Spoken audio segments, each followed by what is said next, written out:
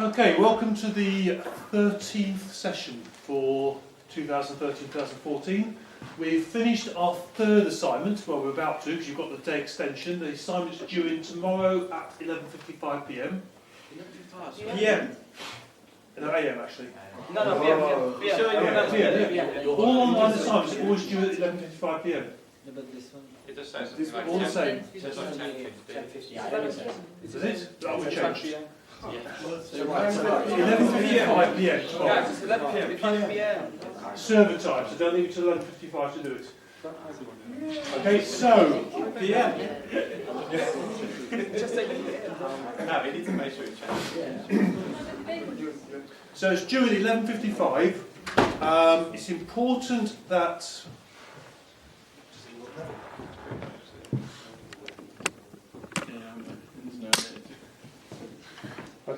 it's important that you get this one in, we get it marked, and then you are 3/5 of the way through this module. We only have 8 weeks left.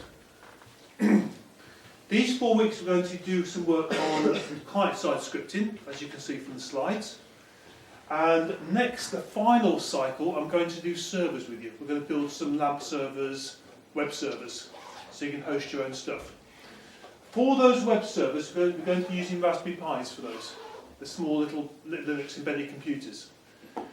You should be able to complete the tasks in lab time. If you want to do the work outside lab, you need to get your own Raspberry Pi for that. Okay, so I'm giving you 4 weeks notice on that one, so you can get that. So make sure if you want to do the work outside, you get your own Raspberry Pi, and then you can set it up at home and do work on that last assignment. The work we're going to do in client-side scripting is more programming. It's a new language, it's a different language than we've used before. But the important thing is, client-side scripting doesn't run on the server. It doesn't run on the server at all. It doesn't even have to have a server. The script we're going to write from this point onwards for the next 4 weeks runs in the web browser. So you don't even have to host your files on the server to test them. You can just simply save them on documents and run them in the web browser. And we use them primarily for user interactions, people interacting with your website. So animations, transitions, form validation, and those sort of things. Obviously, we can't use them for database work because we can't connect to the database because it's on the server. So it's anything hiding sections, showing sections, animating, pop-ups, those sort of things. They're all done with client-side scripting. And the reason we do it with JavaScript from client-side is otherwise every time you move something, you have to go back to the server and refresh the page from the server. And we want to do everything in the client, so it's easy to run and runs fast. The language we're going to be using is JavaScript. And JavaScript's got a bit of a bad name, had a bit of a bad name for many years, as being a hard language, difficult to program, messy, difficult to read. Over the last couple of years though, there's been lots of frameworks and libraries which are used with JavaScript. So I'm not going to teach you plain JavaScript, because that would just take too long and be too complicated.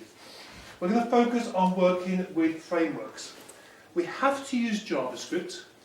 We have no choice. It's the only client-side scripting language that is supported by browsers. It's completely standard across all web browsers now. So you write it on one, it runs on all of them, including smartphone browsers. And JavaScript is an open standard. So just like HTML5, just like CSS3, JavaScript is open standards. We're going to be using a framework to do the work in this assignment. We're going to be using a framework called Jquery. And Jquery is the most popular JavaScript framework that there is. And we're going to move on to a second part of it, which is called UI, where we've actually got widgets we can use in our web pages to make interactions easier. So the idea is, it's very fast, it's very small, so it's very quick to download, and we do things like document traversal, which we'll talk about today. We can actually inject content into our web pages using JavaScript.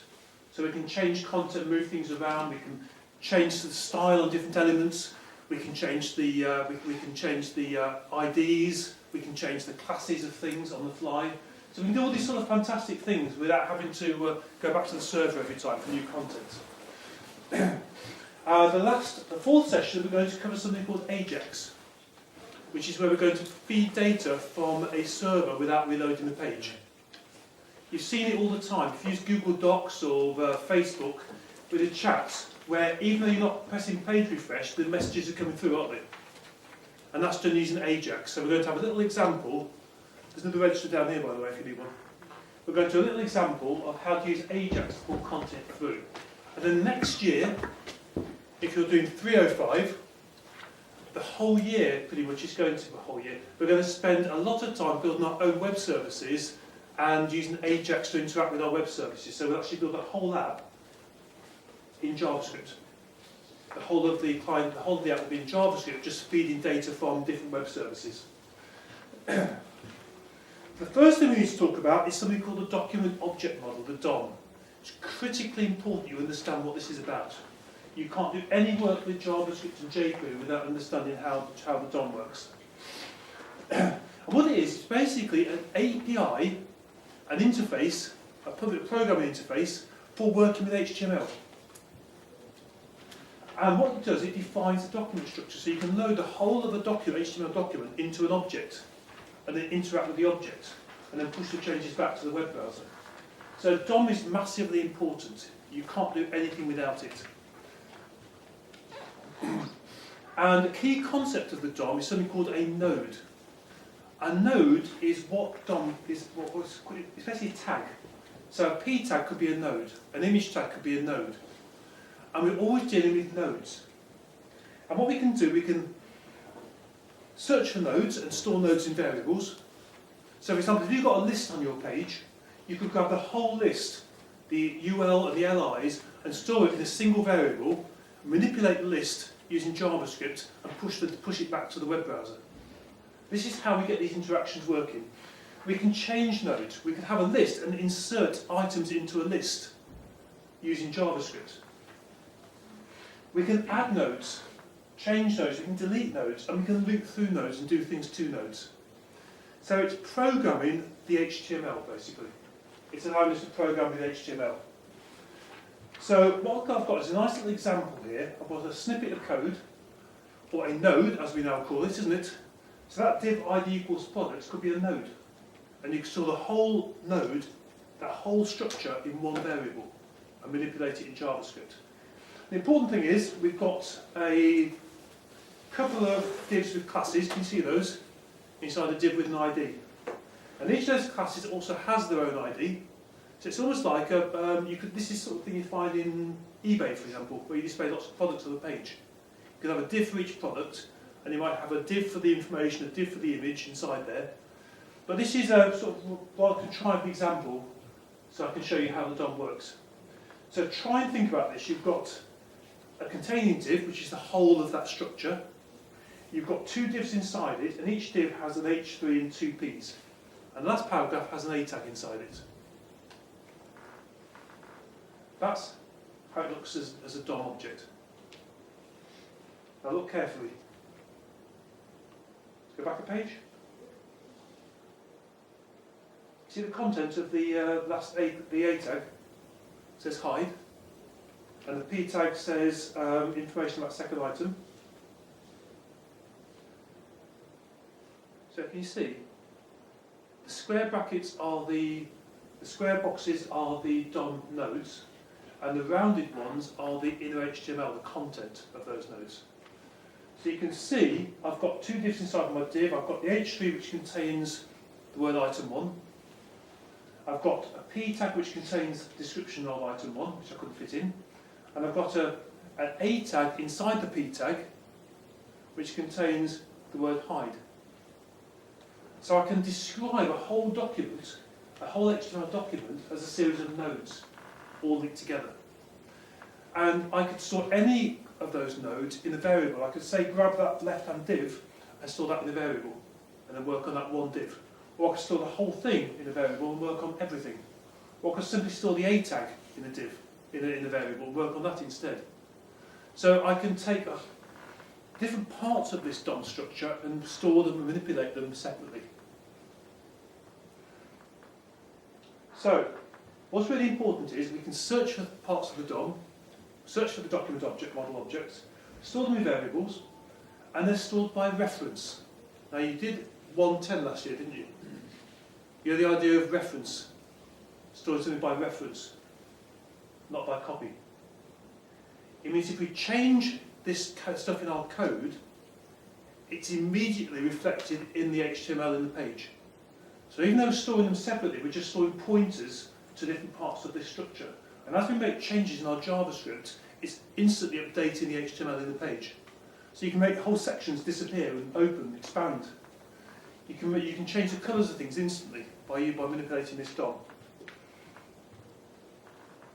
And the key to this is something called a Jquery Selector. The hardest part of working with pure JavaScript is trying to grab the right node out of our document object model.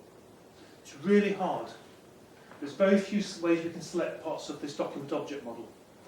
When we work with Jquery though, we can select anything we want.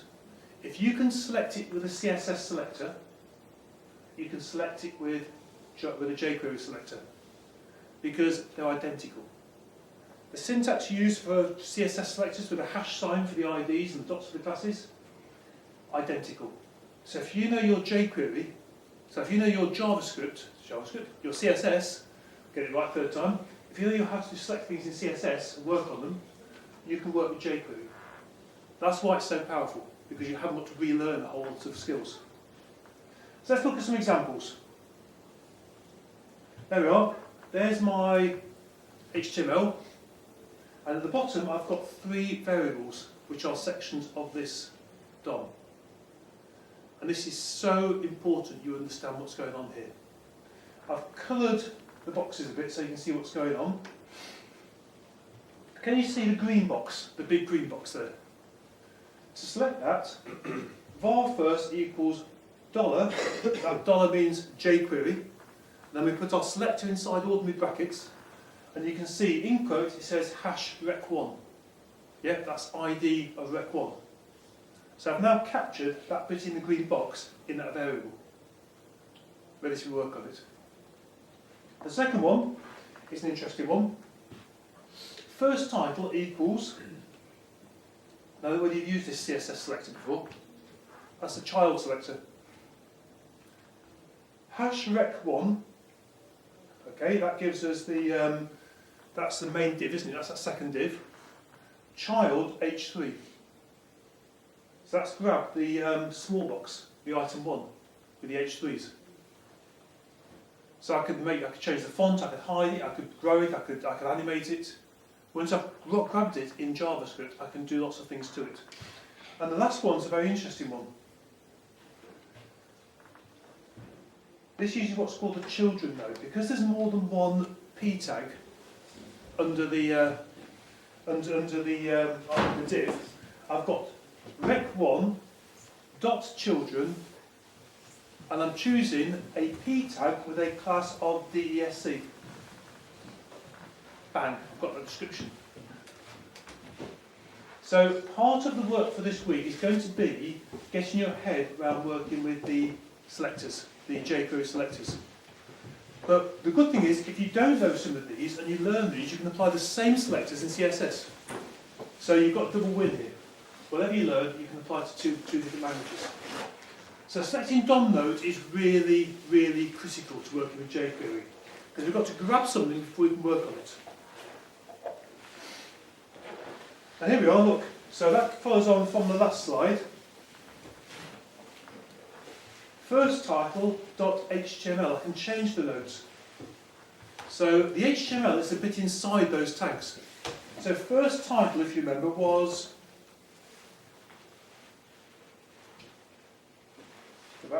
first title was the h3, wasn't it? Under the first of those sections, those div sections. So I can change the title now to test. So it will now display the text, the word text in there, in block capitals, instead of item 1. So it basically changes that h3 content. So .html is HTML is a powerful method. You can change the contents of the rounded corner boxes, if you like, of the DOM. Okay, let's imagine I've got a class in my style sheet which paints things in bright yellow with an orange background. So I've created in my style sheet a class called Bright. In my CSS, I've applied the style. I can add the class to my first description. Add class. If it's got multiple classes, it will just add it to the existing list of classes. So I can design these beautiful styles in my style sheet and then apply them to different parts of my page using by adding in classes. You can add a style attribute, but my recommendation is you build the styles in your CSS and you simply use the JavaScript jQuery to apply the styles and remove styles. So one style might be display none. Think about it, you could have a special style called display none. If you apply that style to an element, what's going to happen to it? Display none. Any CSS on it. Hmm? We won't have any CSS. But it will. If the CSS is display none. If my CSS is display none, and I apply that style to one of my elements, my node, what's going to happen to the node? Won't show. It won't show it to disappear. Would hide it. So I can have a button, but when you click on it, it applies a style display none to another node, and that node just disappears, vanishes. So you can see now how you can add sections. You've probably seen forms where as you fill the form in, it reveals the next section of the form. That's done with jQuery, where you fill the section in, when you fill the last box in, it detects that, and it removes a class, maybe a class called display none or something, and then it reveals the next section, So this is the final piece of the puzzle when it comes to developing professional websites. This is the bit you've been missing. Now, if you go to view source on your page, if you go to view source, you won't see any of the changes that you've made. Because the source is like source code. Once it's loaded that source into the browser, it ignores it. That's just the initial source of information. What we're going to do to see the changes, we're going to use the browser's web inspector. The web inspector is a way of examining the document object model of the live web page. So you have that open as you're working with your code, and you'll see the changes appearing in the source code, in the document object model. I'll show you in Safari. Chrome's got this, Firefox has got this, Explorer's got this. It's pretty standard. But as you can see, if you look at the resources, you can see that in this pop-up window, I've got my entire HTML document displayed. The difference between this and the source code is this is the live document. As my JavaScript changes the elements on the page, you'll see the changes in this code. So you can make sure it's applying the right class. You can make sure that the content is correct. You can make sure the tags are right. Make sure the HTML is properly formed. So this is the main tool you're going to be using when you develop your jQuery, your JavaScript, your client-side scripting. So basically, you can see now that, look, I've just run that JavaScript. I've now got first title equals blah, blah, first title equals test, there you are, and you can see how each element's now changed in that document object. You can see that, can't you? Changes you would not see if you looked at the source code. Now, it's more powerful than you think. With a single selector, you can be selecting as many nodes as there are. So let's imagine I have a selector of P. What would it select? Paragraphs. Yeah, all the paragraphs. So if I then made a change to the HTML, it would apply the same HTML to all the paragraphs. If I added a class to that selector, it would apply that class to all the paragraphs. So you can apply the same changes to all matching elements using a single line. And you can even have the same events to them all. So there we are, look. So here's a nice little event. Your first inkling of the power of JavaScript and jQuery. Instead of .html or .add class, I've actually got a .click. And that's attached, that click event, to all the A-links, the hyperlinks, with a class of hide. So I've just magically applied the same event to both those links on the page in a single block. Okay, so you start to see how where this is going, how this is going to work for you. So I've got a very simple way of attaching clicks, and what's really cool about this is you'd normally put your JavaScript in a separate file and link to it, which means there is no JavaScript in your HTML document. Now you think about what we talked about right at the start of the course, about separating the style from the structure. The third leg of the three-legged stool is interactivity. And by having a linked JavaScript file, you'll separate out the connectivity into a third file. So you've got three main functionalities. You've got structure, you've got appearance, and you've got interactivity. And each of those three is in a separate file, which means maintaining it becomes much easier. There's no embedded JavaScript inside your HTML tags. It also means you can make changes to your JavaScript without touching the HTML at all. Now, we've got a problem here. I want to build a page where when I click on the hide button, it hides that div. So I can hide and reveal different sections of the page. You've seen this, haven't you, where you can collapse sections and expand sections.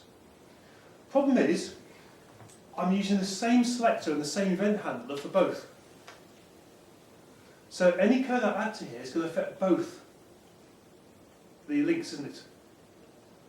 Because effectively, if I click on that first link, it runs that code, that event handler. If I click on the second link, it also runs that event handler. So I need to know which one I've clicked on, don't I? Because if I click on the first one, I want to hide its parent div.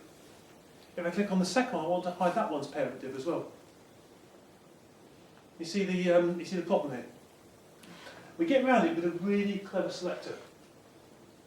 This. $this is whatever's just triggered that event. Okay, so whatever element you've just clicked on, that becomes $this. So I can select the exact node that's been clicked on.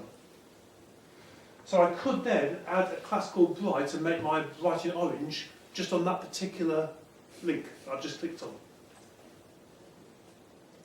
So we're gradually building up your understanding of how this fits together. You keep an eye on the camera when it gets to half an hour. So what we're going to do, we're going to do another technique called traversing the DOM. We're going to start with a known node, and we're going to go up and down through the DOM to find the node we want. So let's just go back to the example. You see that A tag? I want to hide the description. Okay, so when I click on the first hyperlink, I want to hide that paragraph that says information about the first item. I want to keep the title, I want to keep the div, I want to hide description. Think about how am I going to identify that P? Because if I say hide P of class description, it'll hide both descriptions, won't it? So I've got to very carefully select that one node that I want to hide. So let's have a go, let's look at this visually.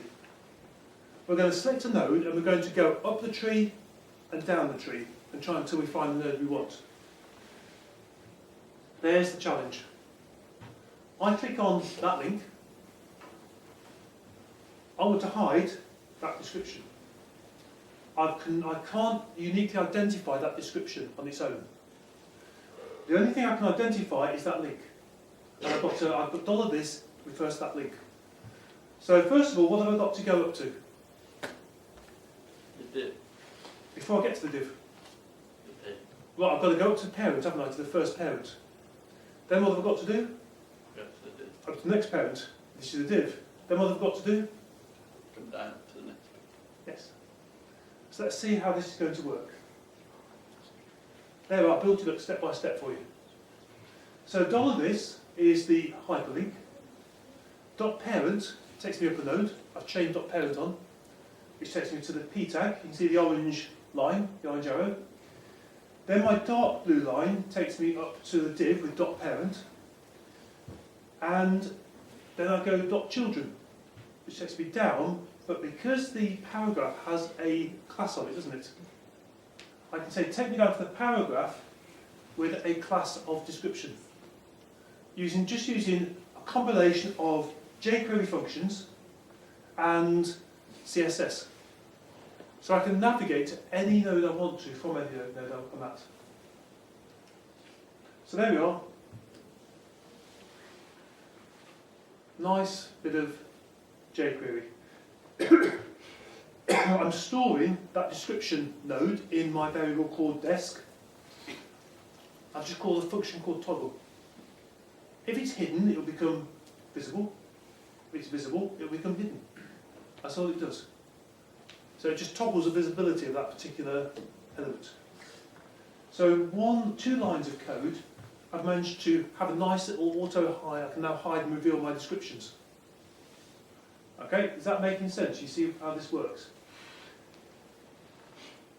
Of course, it says hide on the link, doesn't it? It would make sense that when it's hidden, it says show. So we need to see what the visibility is. And there's a special visibility called CSS, a function called CSS. jQuery knows exactly what CSS has been applied to what node. So we can check for any CSS. So we can say, is the display property set to none? That's what that does. If desk.css display is equal to none. So I'm doing a test to see if it's hidden. So I set it to hide as default, and then if the CSS is set to display none, I very quickly change it to the word show using the this.text or this.html would do the same thing, to be honest. So this.html, this.text, same thing. So can you see you've got quite a complicated function going on there, but we built it up slowly. You can start to see how this is fitting together into a useful program. And can you see how I didn't just type loads of code in and then test it? I wrote one line of code. I then tested it. I had a little more code. I tested that as well, referring to the DOM. And I built it up small step by small step until now I've ended up with something that could actually be quite useful in the code. Now, everyone okay with that so far? You can see how jQuery makes your life a lot easier. Last year I taught JavaScript doing this, and I almost had a rebellion on my hands. They found it so tough to do the same thing in JavaScript. So this desk.toggle is a way of hiding and showing different elements. But you can do all sorts of things. You can slide, dissolve. There's all sorts of transitions you can use for this. And these are called effects. jQuery effects. So once you've selected your nodes, you can apply effects to them. And we saw .toggle, which simply hides and shows the different elements. There's actually lots and lots of different effects. And for each effect, there are 3 functions. And this is the one for the simple toggle. There's always a function to reveal using the animation. There's always a function to hide using the same animation. And there's a function to switch, hide or reveal on the animation. So for example, there's show, hide and toggle. So toggle simply toggles between show and hide. Okay, there's a few more. Show, which is show, hide, toggle. There's fade in.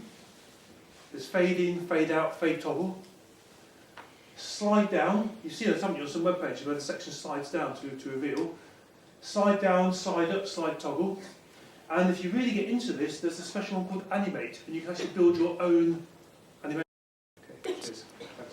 These effects get pushed onto a queue. Now you did queues last year, didn't you? You did queues in 110. A queue is basically just like a queue of people, where the effect to be animated gets pushed onto the end of the queue, and the browser runs off the other end of the queue. So if you say move. Yeah, okay, thanks. If you say you perform 3 animations, one after the other, really quickly, it'll push them onto the queue and do them one at a time at the other end. Now, you may at some point discover you're going to end up with a problem, because if you click twice on the button, it will expand it and close it. And there are commands in jQuery to clear the queues. And you can actually create separate queues for separate parts of your page. So you can add different animations to different queues. I'm not going to go into that level of detail at this point. I'm going to focus on the basics. So we've covered selectors, we've covered effects, and we've covered one event. What I'm going to do now is talk to you about some of the other event handlers. They're the ones you're going to come across most often.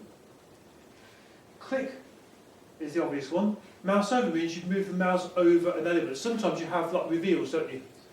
Where you have transitions when you roll over something.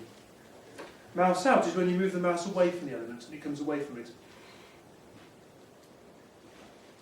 And you're probably looking at the syntax of this click function, thinking, what on earth is going on? This is what's called an anonymous function. It appears in lots of languages. In some languages, like JavaScript, it's called an anonymous function. In some languages, like Objective-C, it's called a block. All it means, if we break this down, show on the screen, the click handler starts there, and the click handler finishes there with that bracket with a semicolon. So it's just a function call. But the parameter, the value you pass the function, is actually another function. So everything from the word function right through to that end curly brace there, that is the anonymous function. It's called that because the function doesn't have a name. It's simply embedded inside as a parameter. So all that's happening is, when the click handler runs, it's passed one parameter, and this parameter happens to be a function, and it immediately runs that function. There's another way you can lay this out, and I'll show you that in a little while. But this is the main way that you see JavaScript written. It's okay with this simple example, but then you get nested functions. Let's imagine in this function I have another function which calls another function. I've seen the nested 6 deep in 2 times, and it can get very difficult to understand. So I'm going to show you another way of looking at this. Another way you can do it, you can chain functions. I bet you've never seen this before. Mouse over is one method, but all languages allow you to chain methods together. So I could have, so this is .mouse over, .mouse out. So I've got one block which handles both the mouse over and the mouse out, which makes sense. So this one, there's .mouse over, which finishes there, then straight away .mouse out, which finishes there. So I've got 2 functions called one after the other. So you'll often see that as well in JavaScript. It's a messy language, yes? With mouse over, wouldn't it just go back to its, let's say if you had it on a button that changed when you moved over it, wouldn't it just go back when you took the mouse off it anyway, or would it still? No, it wouldn't. It would stay that way. That's why we have to have the mouse out as well. If you did it with CSS, it would go away, but if you try to do things with JavaScript, you have to explicitly call mouse out. Sadly, there's no mouse toggle, which would be really useful. And I think that's a missing feature. So can you see how we can chain these together? I'm showing you these because I want you to understand what you're looking at when you look at JavaScript code. So this is a field guide to JavaScript syntax now. Now, I mentioned this earlier, you should never put the JavaScript in your HTML document. What you should be doing is linking to a JavaScript file. So my source file is called Jquery test.js, okay? And that's my JavaScript file, which I'm linking to. That's at the bottom. You see that one? Now, JavaScript is a language. Jquery is a library.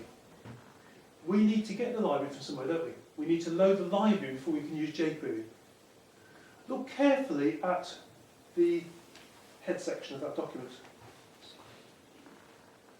Look carefully at the head section. I've got a title. What else have I got in there? Script source, the source of the...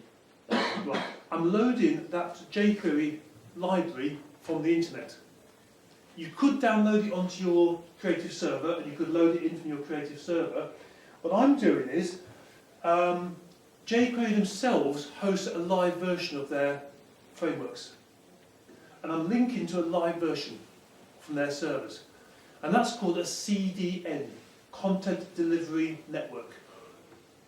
And a CDN allows you to download libraries from other people's servers. A couple of benefits. First of all, you can always get the latest version from their site. You haven't got to keep downloading and updating your links. The second reason is the chances are someone has already looked at a web page in their browser which uses jQuery.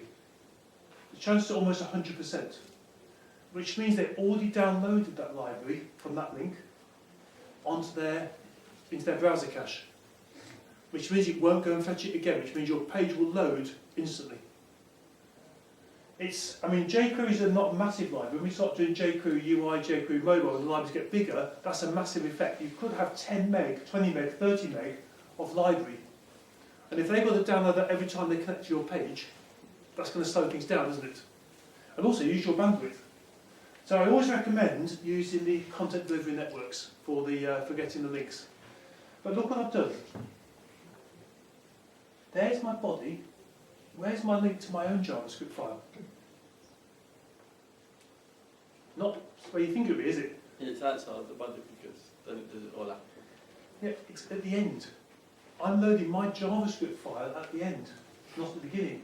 The reason for that is, you know we have this code like you've got selectors and .click and all these sort of things. If you run it all at the top, the DOM doesn't exist, does it? Hasn't been loaded. It's not there. It's not there yet. So think about it. We have to load our JavaScript file at the end when the rest of the DOM's loaded. Otherwise, things like attach a click handler to the A with a class of hide won't make any sense at all. And then when the page does load, it's too late, the script's run. So we must load our JavaScript after the HTML is loaded. And the obvious way is to stick your JavaScript at the end, isn't it?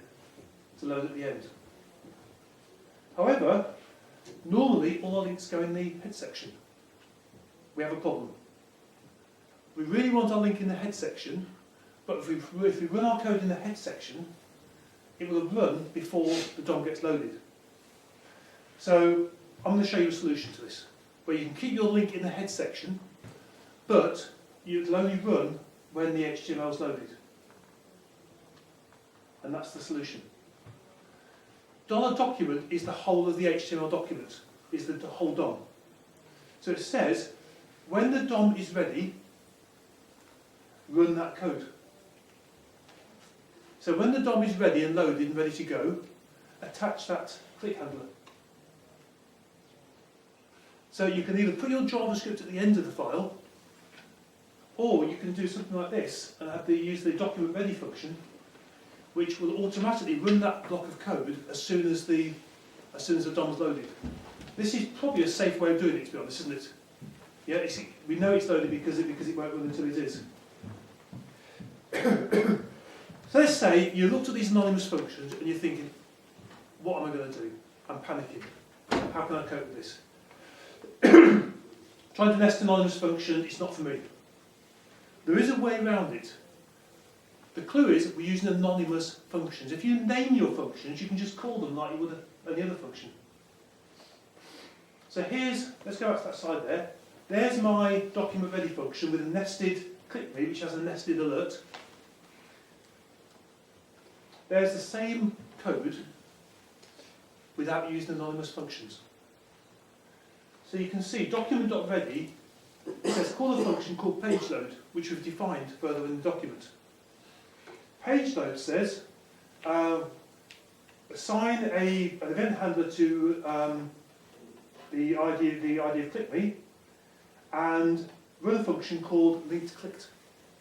And underneath it, there's my link clicked. So I can avoid using anonymous functions if I don't want to use them. As long as you understand to read them, I tend to mix and match. My document ready page load, I always use that. I try and keep that as a separate line at the top to make the rest of my code easier to read. But I'll happily mix and match. I'll have anonymous functions, named functions, all mixed in together. Whatever makes my code easier to read and easier to understand. So I've covered quite a bit of jQuery with you. Now the lab for this week is you are going to add some functionality to your pages using jQuery. Okay, what functionality you add, I don't care. What I want you to do is practice using the selectors, the effects and the events. And I want you to do as much practice as possible, use as many of those as possible in your pages to see what you can achieve. And the more you use, the more interesting your code, and the nicer your code and the more functionality there is, the higher the grade you're going to get for that lab. So it's not like you've got specific instructions to do. I want you to take the tools I've shown you and show you what you can do with them. And next week I'm going to introduce something called jQuery UI. I'm going to show you the widgets which allow you to add fancy widgets to your pages. And again, your lab will be to apply the widgets appropriately, obviously, to your web pages. And then we're going to look at things like Ajax and more advanced topics. So it should be a bit of a fun lab session if we can use that in 205. Playing around with jQuery. Have you released the assignment? Have you released the assignment? The assignment's released, yes. It should be on Moodle now.